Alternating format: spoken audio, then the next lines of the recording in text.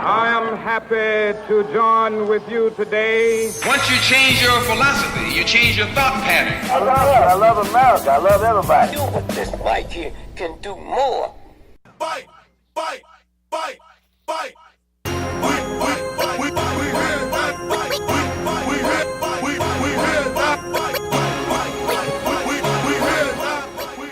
What's good, man? What's good with you? Back again with the latest edition of the One Way Podcast. I'm your host, Lorenzo. You can tell by the music, it's time to talk about some fighting. Well, somebody's gonna fight. We may not fight, but someone's gonna fight. Real quick, man, I just came across a video made by the one and only 50 Cent. He was talking about Big Baby Miller and Deontay Wilder. He was basically saying one of them's lying because he talked to both of them and they have different accounts of them sparring. Deontay Wilder says he gave Big Baby Miller that work. And I believe that he gave Big Baby Miller that work. Big Baby Miller says as he takes his glasses off, I wasn't ready. I just took off running. I just went running and I came back. I was dehydrated. And the reason why I'm saying it like that is because, man, anyone that says they didn't, because he said he didn't know Alabama was hot. That's one of the first things that came out of his mouth. And if you are saying you didn't know Alabama was hot, you are lying. Especially if you're from New York. Everything and everyone knows a saying about it being hot in the South. It's hot down there. Birds fly south for the winter. Why? Because it's hot. It seems like every time Deontay Wilder punches someone, the first thing they want to bring up is how much water they had in their system at the time. It's getting old. But we're talking about fighting, and we'll go from Deontay Wilder and Big Baby Miller, who may end up fighting one day, to Deontay Wilder and Anthony Joshua possibly fighting, especially after they fought basically their biggest opponents in quite some time.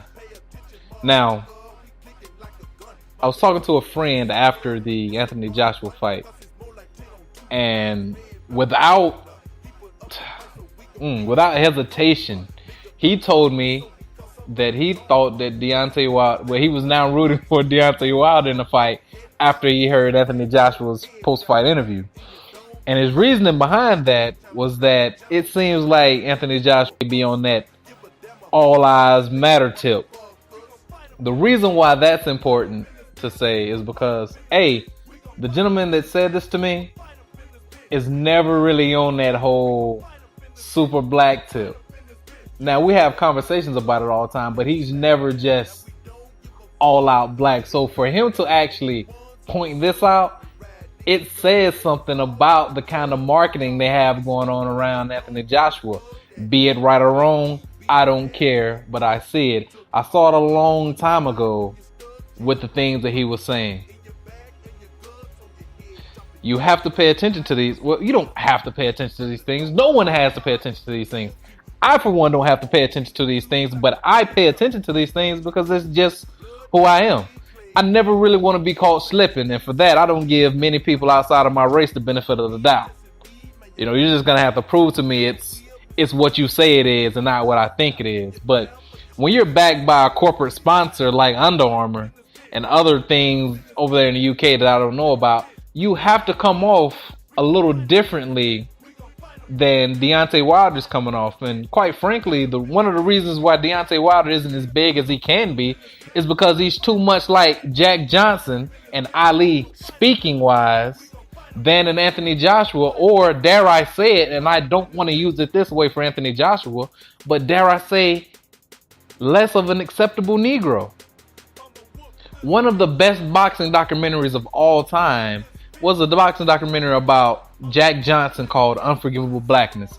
If you want to check it out, go to YouTube, type in Unforgivable Blackness. You'll see the documentary in its entirety. It's about an hour and 30 minutes long, if I'm not mistaken. Great work. Deontay Wilder is more like that than Anthony Joshua is. Anthony Joshua is not trying to mess with those checks. He's preaching unity for all. He's preaching believing.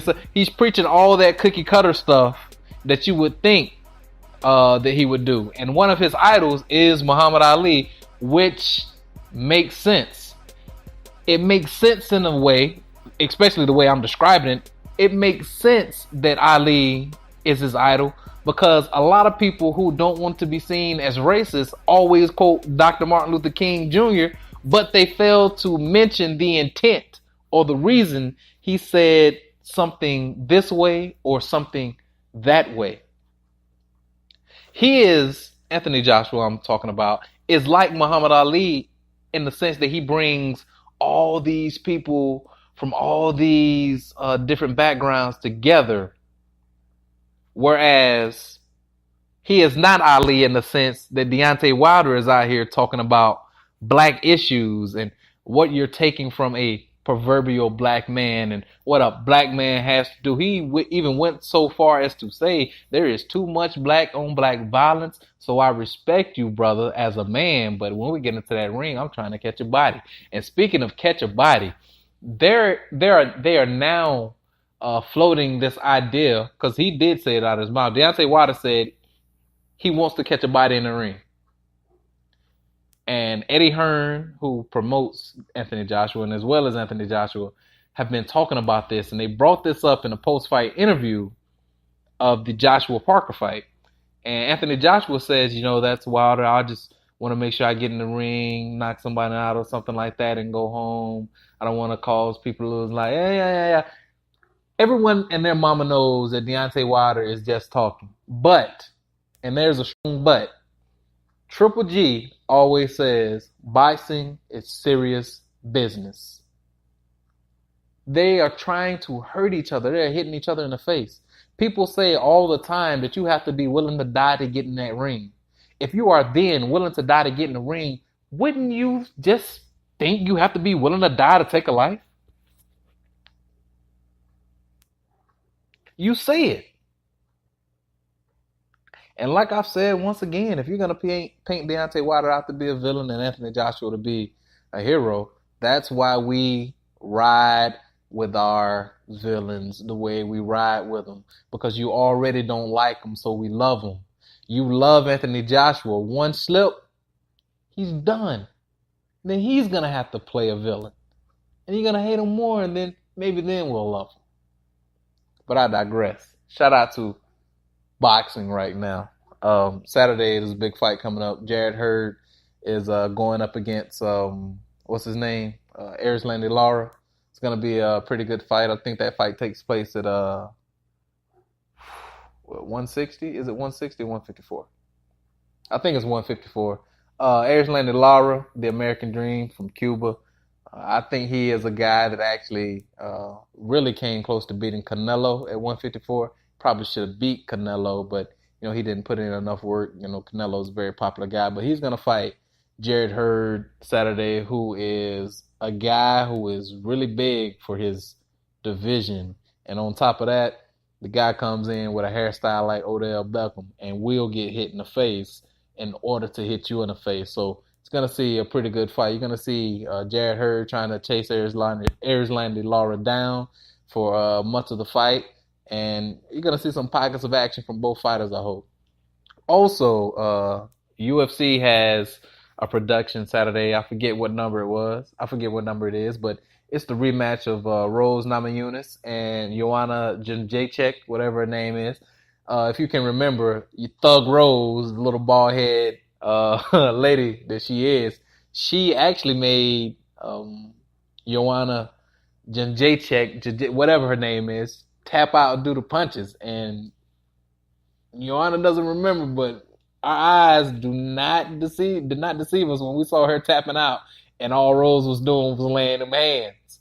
So that's going to be interesting to see. But the fight I really want to see on that card, we're not going to get to see. Tony Ferguson, actually had to pull out of his lightweight bout against Khabib Nurmagomedov from Russia.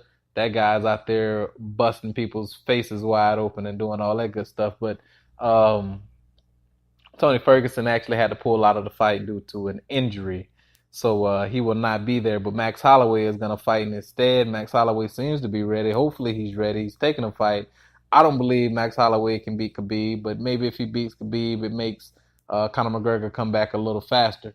If Khabib destroys Max Holloway and then ends up fighting Tony Ferguson and destroying Tony Ferguson as well, I don't believe that Conor McGregor is coming back to the UFC unless they really throw the bag at him, because it would make absolutely no sense to come back to the UFC for a little or nothing and actually lose to Khabib, because Khabib is from one of those places where people don't understand losing in a fight. They understand losing everywhere else, but they don't understand that you're supposed to stay down when someone hits you that hard, man. But thank you guys for listening.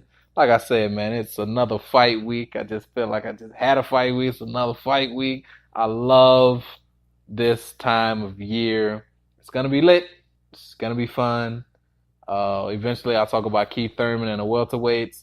That's in flux right now. I don't think we have any important bouts coming up in the welterweight division of boxing right now, which is the most storied and famed division that we have at this very moment. But, all's well that ends well. So shout out to Anthony Joshua for winning. Like I said, I'm not trying to bash Anthony Joshua. I'm just trying to tell you the vibe that I got from him. And unsolicited, someone offered me the same kind of commentary on him. And that right there, maybe us being Americans and just rooting for this American dude who should be as popular or as big as Anthony Joshua, but talks pro-black.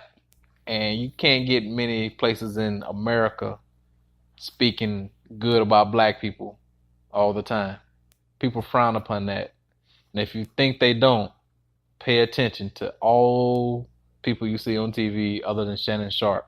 The more you bash black people, the more they're behind you. You bash someone else, that group comes out, checks you, you apologize. You bash black people, you go right ahead and do it. Stephen A. is great at this. Bash black people, they should do this, they should do that, they should do this. Say one thing about women, gotta apologize. Say one thing about Jews, you better apologize.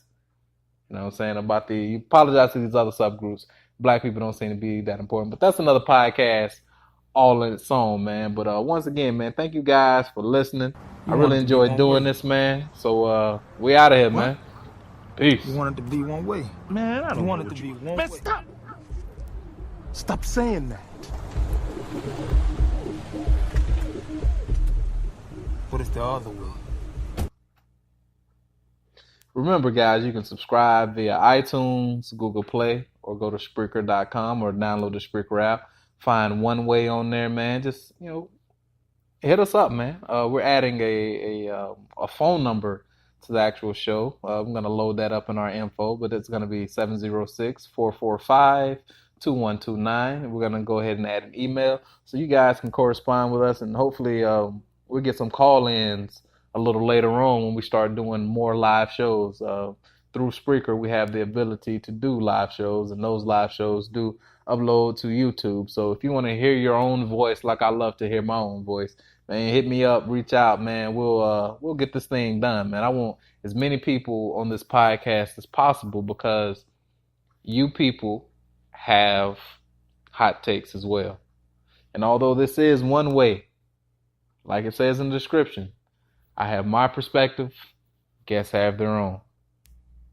Sometimes we meet in the middle. Sometimes we'll agree to disagree. But through it all, man, it's not the other way. It's just one way. Peace.